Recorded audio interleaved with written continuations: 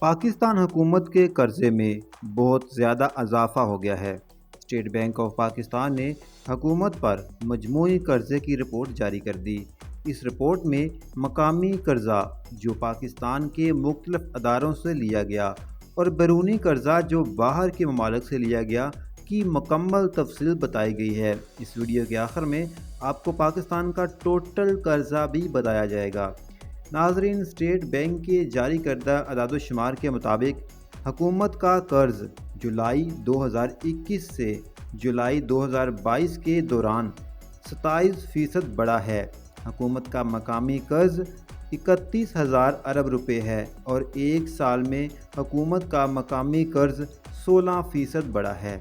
مرکزی بینک کے مطابق حکومت کا بیرونی قرض 19,000 ارب روپے ہے اور ایک سال میں ملک کا بیرونی قرض 49% بڑھا ہے۔ آپ کو یاد ہوگا کہ پاکستان نے IMF سے حال ہی میں 1 ارب 17 کروڑ ڈالر کا معاہدہ کیا ہے، جس کی پہلی قسط پاکستان کو موصول بھی ہو گئی ہے۔